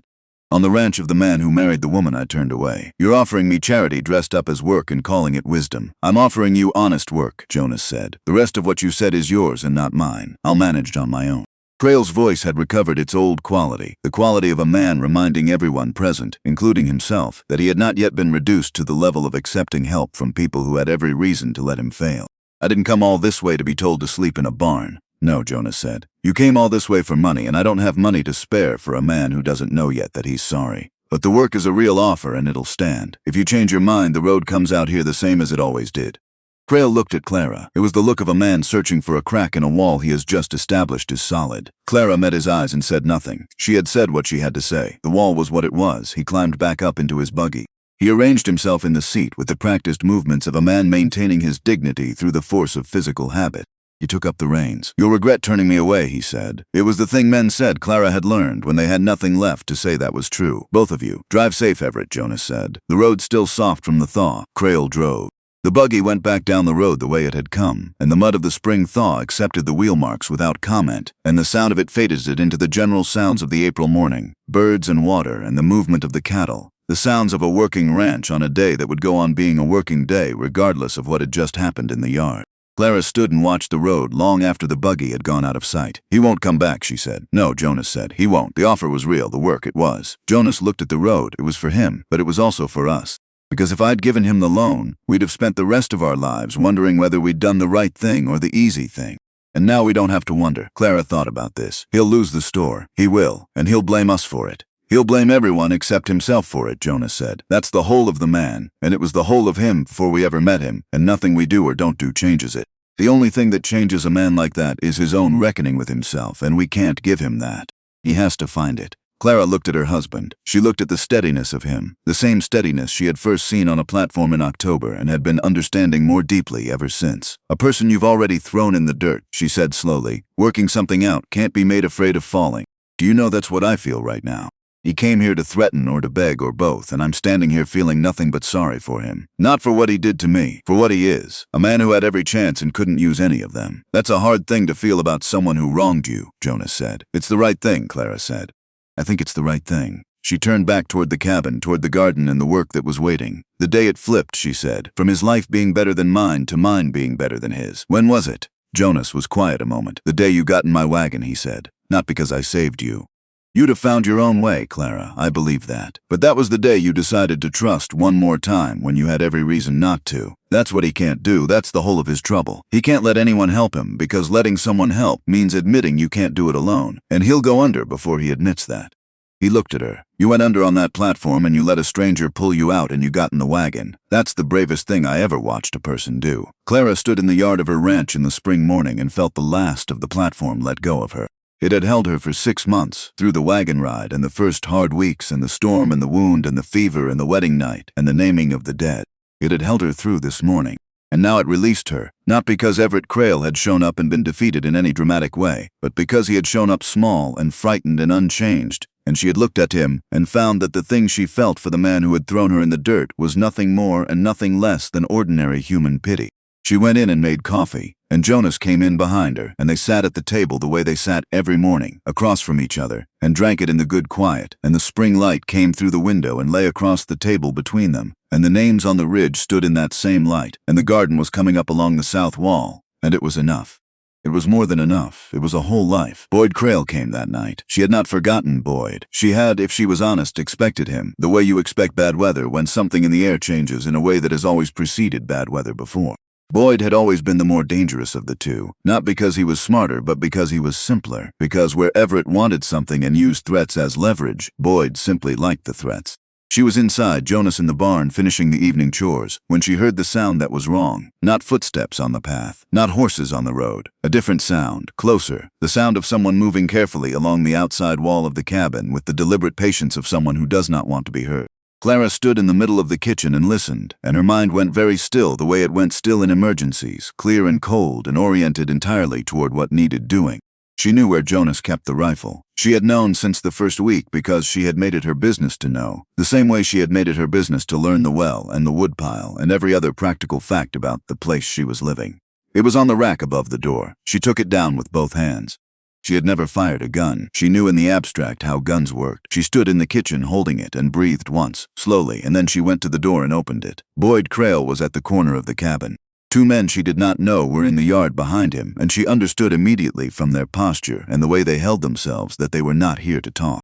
These were men hired for a specific physical purpose, and that purpose was Jonas. Her heart was hammering. She did not let it reach her face or her hands. "Boyd Crayle," she said, and her voice in the night air was remarkably steady, steadier than she had any right to expect. She came out onto the step so she was above him, and the 2 men could see her clearly.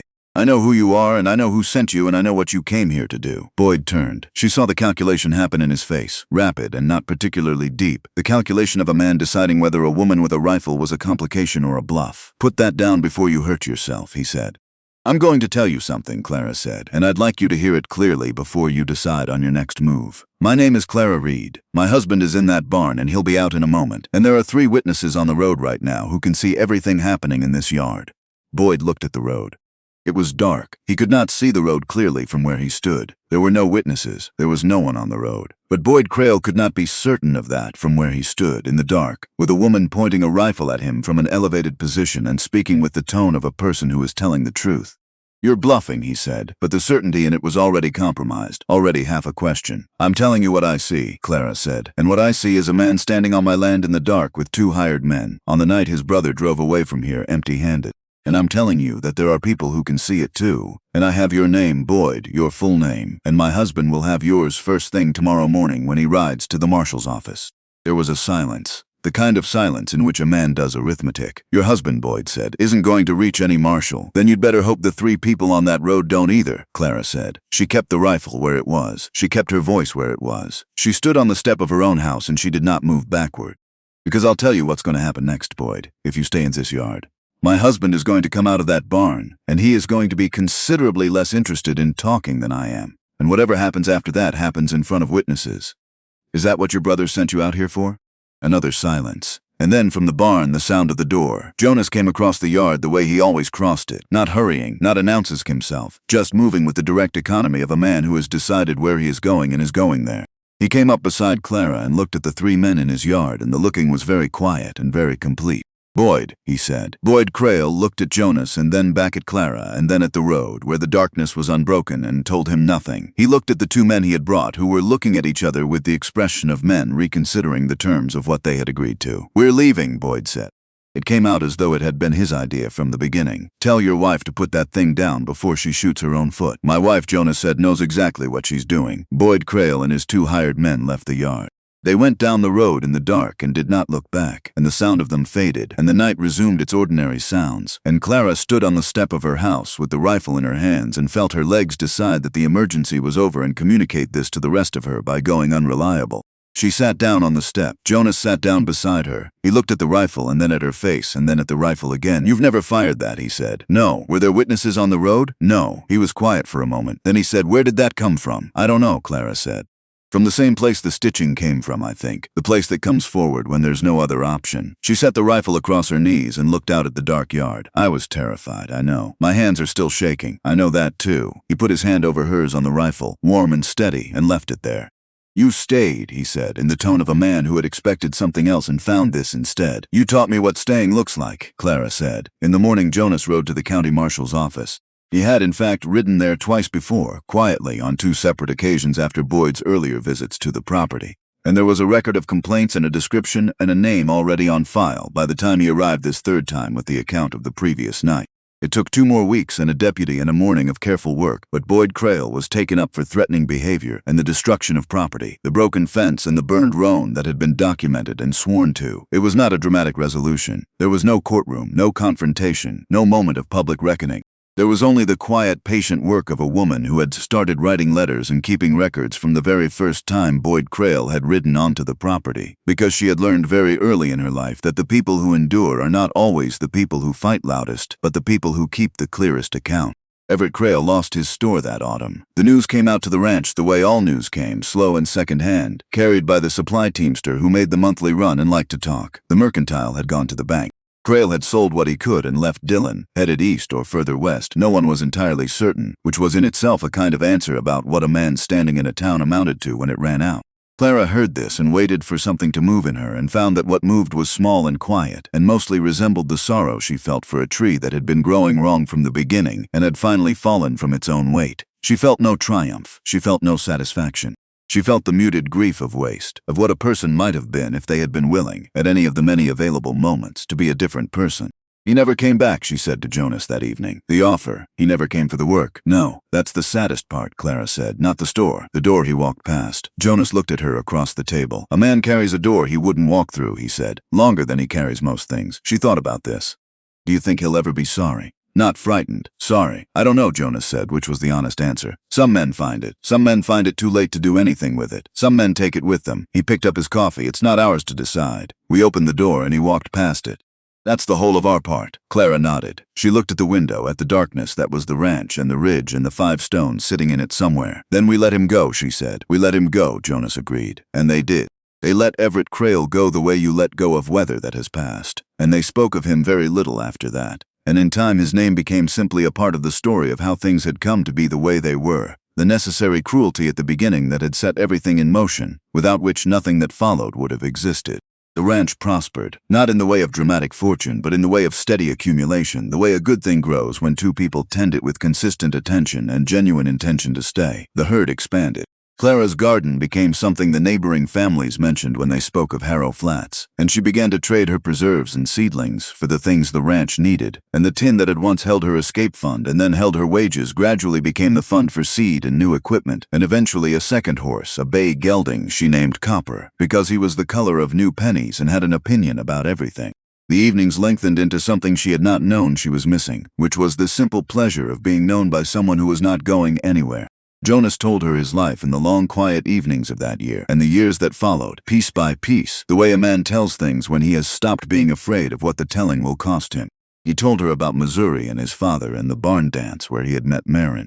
He told her about the years building the herd from nothing and the one terrible winter when they had nearly starved and had laughed about it afterward. He and Marin sitting at this same table with the last of the flour made into the last of the biscuits, laughing because the alternative was something neither of them would permit. He told her about Eli. He told her things about Eli he had not told anyone, small things, the way the boy had of turning everything into a question. Why does the sky do that, Pa? Why does the cow make that noise? Why does the moon look different on different nights? The way he had laughed, big and unguarded, the laugh of a child who has not yet learned that there are situations in which it is better not to laugh. The way he had slept, thrown across his bed at angles that suggested he had been in motion even in his dreams. Clara received all of it.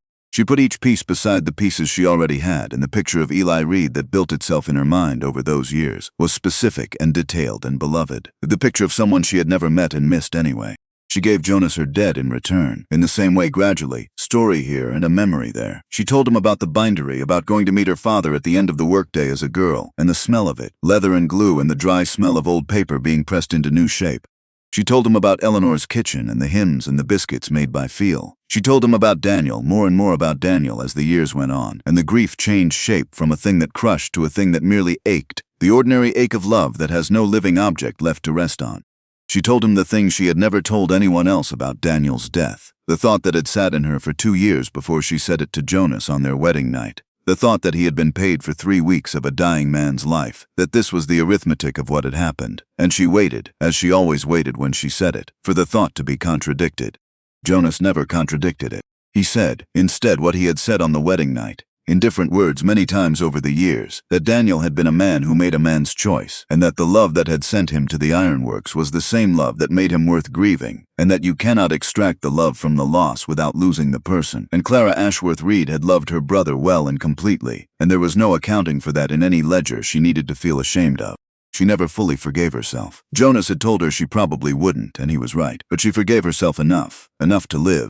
Enough to sit on the ridge in the evening light beside the stone with her brother's name on it and speak to him out loud sometimes. Tell him about the calves and the garden and the strange fact of her life. How improbable it was, how little it resembled anything she had planned, how much better it was for that. It was late in that second year when Clara understood she was pregnant. She sat with the knowledge for 3 weeks before she told Jonas, in the way she sat with important things, turning them over from every angle, understanding them completely before she put them into words. She was not afraid of the pregnancy itself. She had attended enough births in her Philadelphia neighborhood, had sat with enough women through the work of it, to have a clear-eyed sense of what it required. What she was uncertain of was Jonas. She knew what a baby meant to him. She knew what a living child in his house would cost him in hope and fear. The way hope and fear are always tangled in a man who has loved a child and lost one. Impossible to have one without the other. Impossible to hold one without the other pressing in. She told him at breakfast on a Tuesday morning in October, simply in 6 words, the way she had learned to say the important things. He set his cup down. She watched his hand shake slightly as it set the cup down, and she waited. "I'm afraid," he said. The words came out of him directly, without apology, which was one of the things she loved most about him, the capacity to say the true thing without decoration. "My first thought, Clara, it wasn't joy. It was fear, because I had a boy. I held him, and if something happened, if this child..." He stopped. "I don't think there's enough left of me to bury another child. I don't think I could come back from that." Clara came around the table and crouched beside his chair and took his hands in hers. "Listen to me," she said. "We might lose this baby. I won't lie to you and tell you we won't, because we don't lie to each other. This is hard country and the world is hard and children die in it. We might have this child and lose it and it would break us both." She held his eyes, "but we might not. This child might live. This child might grow up on this ranch and run in that garden and climb up to the ridge and learn all 5 of those names. This child might have your stillness and my stubbornness, and the world better look out when those 2 things arrive in the same small person." She saw something move in him, not quite a smile, but its precursor. "We do not get the joy without the risk of the grief. That has always been the arrangement for everyone, and you know it better than most. You loved Eli knowing you might lose him, and you did lose him, and you told me once that every single day of him was worth it. You said you'd do it all again." "I would," Jonas said. "It came out rough and immediate, every day of him. I'd do it all again, knowing exactly how it ended." "Then you already have your answer," Clara said. "About this one." Jonas Reed put his hand on his wife's middle, on the child that was barely yet a fact, and he bowed his head, and Clara watched him hold everything at once, the terror and the love and the memory of Eli and the hope that was inseparable from the terror, all of it in his 2 hands. He wept. She held him and he wept, and she understood that this was not grief but something more complicated and more necessary. A man who had shut himself away from the possibility of this specific hope for 10 years finally allowing himself to feel it, fully, all of it, terror and all. The child came in the winter, late January, in the dark before dawn. It was a hard birth. Clara had known it might be, had been calm about this in the months of preparation, had arranged for the neighboring woman, a rancher's wife named Harriet Sloan who had midwifed a dozen births in the county, to come when the time came. Harriet came and the snow was not too deep to allow it, and Jonas was there. He did not leave. That was the thing. In all the long hours of that night, in the fear and the effort, and the moments when Clara's face went gray in a way that stopped his heart, Jonas Reed did not leave the room. He held her hand and he was present, and when she looked at him, she found him there, looking back, steady, and she used his steadiness the way she had learned to use it, as a fixed point to orient by when everything else was moving. Harriet Sloane said, near dawn, that they had a son. The sound the baby made entering the world was the sound of fury and health and complete outrage at the cold and the light and the whole sudden fact of existence. A sound that filled the cabin and kept filling it, enormous for something so small. Jonas took the baby from Harriet's hands. He stood with him in the firelight, and Clara watched from the bed, exhausted past the edges of herself, and she waited. She understood that this was the moment that the last 10 years had been building toward, the moment that would determine whether the wound could do what wounds sometimes do, which has become the site of a healing rather than simply a permanent damage. Jonas looked at his son for a long time. The baby continued his furious objection to the world. "Hello," Jonas said, and his voice was wrecked and wondering and very quiet. "Hello there, I'm your father." He bent his head close. "I'm going to tell you something right now before you're an hour old, so you have it from the beginning. I'm not going anywhere. Whatever comes, I'm not going anywhere. I ran once from somebody I loved, and I spent 10 years being sorry for it, and I will not do it again. Not from you, your father stays. That is the one true thing you will always know about me." Clara pressed her hand over her mouth. The baby, briefly, stopped crying, as though he had heard and filed the information away and was satisfied with it for the moment. Then he began again, louder. "He's loud," Harriet Sloane observed, with the dry appreciation of a woman who had heard a great many babies announce themselves. "He is," Jonas said. He looked at Clara across the room, and what was in his face was everything, all of it. The grief and the joy and the 10 years and the platform and the storm and the wedding night and the names spoken in the dark and the stones on the ridge and all the ordinary mornings with the coffee on the stove. All of it present in his face at once in the way that the most complete moments contain everything that made them possible. "What do we call him?" Clara said. Jonas looked at the baby, at the red, furious face and the clenched fists and the absolute refusal to be quiet about the indignity of the world. "I thought about Eli," Jonas said. "A man might think about it. But no, Eli was Eli. This one is himself. He doesn't carry a name before he knows what he is." Clara had thought about this too, in the months of waiting, and she said, "Thomas, after my father, the bookbinder who taught his daughter to keep her back straight. Because if he hadn't taught her that, she would have broken on that platform, and she would never have gotten in your wagon, and this boy would not exist." She paused. "And Eli, not as a first name, as the middle, so he knows there was someone before him who was loved, and who is still remembered, and who would have been glad of a brother." Jonas Reed looked at his wife, and the look contained everything they had been to each other, and everything they would be, and he said, "Thomas Eli Reed." He said the names, both of them, the new one and the old one together, and it was right. It was exactly right, the way certain things are right, not because they are perfect, but because they are true. Thomas Eli Reed was loud from his first morning and showed no sign of revising this position as the months went on. He was loud and curious and stubbornly cheerful, and he had his father's dark eyes and his mother's tendency to ask questions until the person being asked had used up their answers and had to admit they didn't know. He grew up in the garden and on horseback and in the kitchen, and he learned to walk on the south side of the cabin, where the garden was thickest, pulling himself up by the bean plants with a confidence in their structural integrity that they did not always deserve. When he was old enough to ask, Clara took him up to the ridge. She took his hand in hers, small and warm and holding on with the complete trust of a child who has not yet had reason to learn that hands let go, and she crouched beside him in the grass and showed him each stone. "This one," she said, "is Marin, your father's first wife. She saw what things could be when other people saw only what they were. She looked at this ranch when it was nothing and she said, 'That's our whole life, we just have to build it.' She was right." Thomas Eli Reed looked at the stone with the serious attention he gave to things his parents indicated were important. "And this one," Clara said, "is Eli. He was loud. Like you. He would have been your brother in a way. He would have pulled your hair and teased you, and you would have loved him completely." She paused. "I think about him a great deal. I think your father thinks about him every day. And I want you to know his name, so that when your father says Eli, you know who he means.